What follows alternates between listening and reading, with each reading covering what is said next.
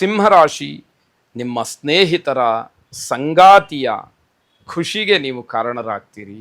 ನೀವು ನಡ್ಕೊಳ್ತಕ್ಕಂತಹ ರೀತಿ ಅಥವಾ ಯಾವುದೋ ಒಂದು ವಿಚಾರದಲ್ಲಿ ಅವರಿಗೆ ಆಶ್ಚರ್ಯವನ್ನು ಉಂಟು ಮಾಡ್ತಕ್ಕಂಥದ್ದು, ಅವರಿಗೆ ಉಡುಗೊರೆ ಕೊಡ್ತಕ್ಕಂಥದ್ದು, ಇನ್ಯಾವುದೋ ಒಂದು ರೀತಿಯಲ್ಲಿ ಕುತೂಹಲವನ್ನು ಕೆರಳಿಸ್ತಕ್ಕಂಥದ್ದು, ಇದೆಲ್ಲವುದರಿಂದ ನಿಮ್ಮ ಸ್ನೇಹಿತರಿಗೆ ಮತ್ತು ಸಂಗಾತಿಗೆ ಸಂತೋಷವನ್ನು ಉಂಟು ಮಾಡ್ತೀರಿ. ಹಾಗೆ ಮನೆಯಲ್ಲಿ ಕೆಲವು ಅನಿರೀಕ್ಷಿತವಾದಂತಹ ಬದಲಾವಣೆಗಳಿಗೆ ಅವಕಾಶ ಇದೆ. ಅದನ್ನು ಯಾವ ರೀತಿಯಲ್ಲಿ ಬೇಕಾದರೂ ನೀವು ಅರ್ಥ ಮಾಡಿಕೊಳ್ಬೋದು. ಆ ರೀತಿಯ ಬದಲಾವಣೆಗಳು ಆಗುವಂತಹ ಸಾಧ್ಯತೆಗಳು ಹೆಚ್ಚಾಗಿ ಕಾಣ್ತಾ ಇದೆ. ಮನೆಯಲ್ಲಿ ಹಲವಾರು ಜನರ ಸಮಾಗಮವಾಗುತ್ತೆ. ಸ್ನೇಹಿತರು ಬರ್ತಾರೆ, ನೆಂಟರಿಷ್ಟರು ಬರ್ತಾರೆ, ದೊಡ್ಡ ವ್ಯಕ್ತಿಗಳು ಬರ್ತಾರೆ, ಸಮಾಜದಲ್ಲಿ ಏನಾದರೂ ಸಾಧನೆಯನ್ನು ಮಾಡಿ ಹೆಸರನ್ನು ಮಾಡಿರ್ತಕ್ಕಂಥವ್ರು ಬರ್ತಾರೆ. ಹೀಗೆ ಮನೆಗೆ ಹಲವಾರು ಜನ ಬಂದು ಒಂದು ಕಡೆ ಸೇರ್ತಕ್ಕಂತಹ ಒಂದು ವಿಶೇಷ ಕೂಟ ಅಲ್ಲಿ ಏರ್ಪಾಟಾಗುವಂಥದ್ದಿದೆ. ನಿಮ್ಮ ಸಾಧನೆಗೆ ಗಂಭೀರವಾದಂತಹ ವಿಶೇಷವಾದಂತಹ ಪ್ರಶಂಸೆ ಇರುತ್ತೆ.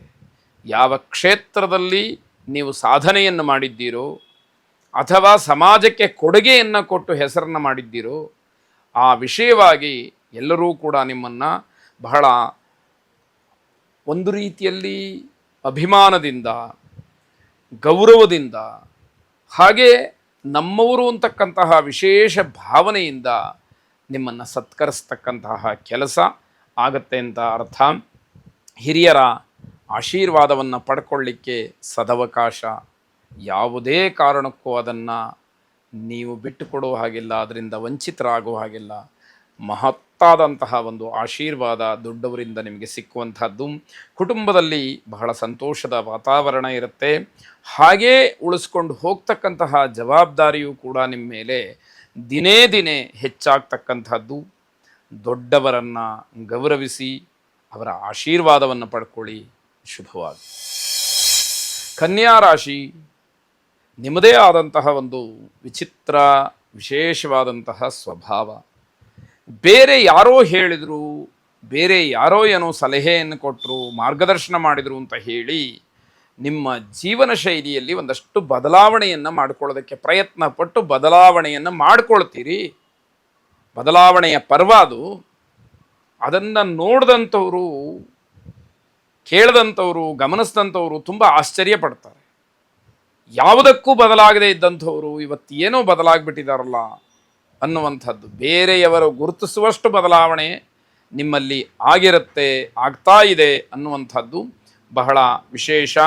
ವಿದ್ಯಾರ್ಥಿಗಳಿಗೆ ಶಿಕ್ಷಕರು, ಉದ್ಯೋಗಿಗಳಿಗೆ ಮೇಲಧಿಕಾರಿಗಳು ತುಂಬ ಅಭಿಮಾನ, ವಿಶ್ವಾಸ, ಹಾಗೆ ಅಭಿನಂದನೆಗಳನ್ನು ಸಲ್ಲಿಸ್ತಕ್ಕಂತಹ ದಿವಸ ಆಗಿರ್ಬೋದು. ವಿದ್ಯಾರ್ಥಿಗಳಿಗೆ ಅಭಿನಂದನೆ ಉಪಾಧ್ಯಾಯರಿಂದ ಸಲ್ಲುತ್ತೆ ಅಂತಾದರೆ ವಿದ್ಯಾರ್ಥಿಗಳ ಸಾಧನೆ ಎಷ್ಟರ ಮಟ್ಟಿಗಿರಬೇಕು, ಇದೆಲ್ಲವನ್ನು ಗಮನಿಸಬೇಕಾದಂಥದ್ದು. ಯಾಕೆ ಈ ಮಾತಿಲ್ಲಿ ಬರುತ್ತೆ ಅಂತಂದರೆ, ನಮ್ಮ ಗ್ರಹಗತಿ ಚೆನ್ನಾಗಿದೆ ಅನ್ನೋದಾದರೆ ಏನು ಬೇಕಾದರೂ ಕೂಡ ಬದಲಾವಣೆ ಆಗಬಹುದು. ಅದು ಒಳಿತೂ ಆಗಬಹುದು, ಕೆಡಕೂ ಆಗಬಹುದು, ವಿಚಿತ್ರವೂ ಆಗ್ಬೋದು, ಕುತೂಹಲವೂ ಆಗಬಹುದು ಅನ್ನೋದಕ್ಕೆ ಇವೆಲ್ಲ ಸಾಲು ಸಾಲಾದಂತಹ ಉದಾಹರಣೆ. ನಿಮ್ಮಲ್ಲಾಗ್ತಾ ಇರತಕ್ಕಂತಹ ಈ ಬದಲಾವಣೆ ಹಲವಾರು ಜನ ಮೆಚ್ಚುಗೆಯನ್ನು ವ್ಯಕ್ತಪಡಿಸ್ತಕ್ಕಂಥದ್ದಾಗುತ್ತೆ.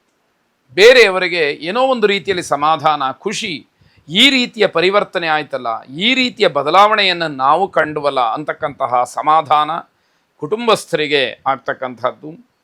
ಯಾವುದೇ ಕಾರಣಕ್ಕೂ ಕೂಡ ಜನ ಹೊಗಳ್ತಾ ಇದ್ದಾರೆ ಅಂತ ಹೇಳಿ ದುರಹಂಕಾರ ಪಡ್ತಕ್ಕಂಥದ್ದು ಬೇಡ ಅನ್ನುವಂತಹ ಸಾತ್ವಿಕವಾದ ಸಲಹೆ. ಕುಬೇರನನ್ನು ಪ್ರಾರ್ಥನೆ ಮಾಡಿ. ಶುಭವಾಗಿ. ತುಲಾರಾಶಿ, ಕಾನೂನಿಗೆ ಸಂಬಂಧಪಟ್ಟ ಹಾಗೆ ಸಣ್ಣದೊಂದು ಸಮಸ್ಯೆಯನ್ನು ಎದುರಿಸಬೇಕಾಗತ್ತೆ. ಏನೋ ಅಡಚಣೆಯಾಗತ್ತೆ, ಅದು ಒಂದು ರೀತಿಯ ಸಮಸ್ಯೆಯಾಗಿ ನಿಮಗೆ ಪರಿಣಮಿಸ್ತಕ್ಕಂಥದ್ದು. ಬೇರೆಯವರ ಮಾತನ್ನು ಅವಲಂಬಿಸಿ, ಬೇರೆಯವರ ಮಾತನ್ನೇ ಪೂರ್ಣವಾಗಿ ನಂಬಿ ಯಾವುದೋ ತೊಂದರೆಗೆ, ಇಕ್ಕಟ್ಟಿಗೆ ಸಿಗಹಾಕ್ಕೊಳ್ತೀರಿ. ಬೇರೆಯವರ ಸಲಹೆಯನ್ನು ಕೇಳಬೇಕು, ಆದರೆ ಅದನ್ನು ಪರಿಪೂರ್ಣವಾಗಿ ಅವಲಂಬನೆ ಮಾಡಿಕೊಳ್ಳುವಂಥದ್ದು ಒಳ್ಳೆಯದಲ್ಲ. ಸ್ವಂತ ಬುದ್ಧಿಯೂ ಸ್ವಲ್ಪ ಕೆಲಸ ಮಾಡಬೇಕಾಗತ್ತೆ. ಎಷ್ಟೇ ಬುದ್ಧಿವಂತಿಕೆ ಇದ್ದರೂ ಕೂಡ ಇಂತಹ ಸಂದರ್ಭಗಳಲ್ಲಿ ಏನೂ ಬುದ್ಧಿ ತೋಚದೇ ಇರುವ ಹಾಗೆ ಆಗುವಂಥದ್ದು ಸಹಜ. ಆದರೆ ನಮ್ಮದೇ ಆದಂತಹ ರೀತಿಯಲ್ಲಿ ಎಲ್ಲ ವಿಷಯಗಳನ್ನು ಮತ್ತೆ ಮತ್ತೆ ಪರಾಮರ್ಶೆ ಮಾಡಬೇಕು. ಆಗ ಮಾತ್ರ ಇಂತಹ ಸಂಕಷ್ಟಗಳಿಂದ ಪಾರಾಗಲಿಕ್ಕೆ ಅವಕಾಶಗಳಾಗತ್ತೆ.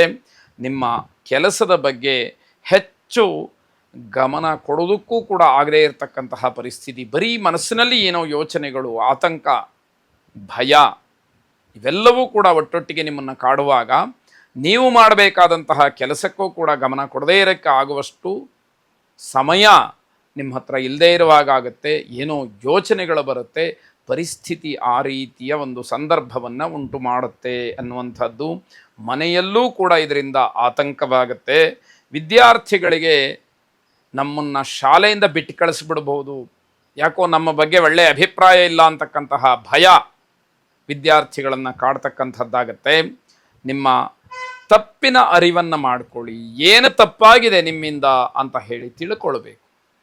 ಆ ತಪ್ಪಿಗೆ ನಾಟಕೀಯವಾಗಿ ಅಲ್ಲದೆ ಪ್ರಾಮಾಣಿಕವಾಗಿ ಕ್ಷಮೆಯಾಚನೆಯನ್ನು ಮಾಡಿದರೆ, ನಿಮ್ಮ ತಪ್ಪನ್ನು ನೀವು ತಿದ್ದುಕೊಳ್ತಕ್ಕಂತಹ ಒಂದು ಅಭಿಪ್ರಾಯವನ್ನು ವ್ಯಕ್ತಪಡಿಸಿದರೆ, ನನ್ನಿಂದ ಏನೋ ತಪ್ಪಾಗಿದೆ, ಇನ್ನು ಮುಂದೆ ಹಾಗಾಗೋದಿಲ್ಲ ಅನ್ನುವಂಥದ್ದನ್ನು ಹೇಳಿದರೆ, ನಿಮ್ಮನ್ನು ಯಾರು ಕ್ಷಮಿಸಬೇಕೋ ಅವರು ಕ್ಷಮಿಸುವಂಥದ್ದಿದೆ.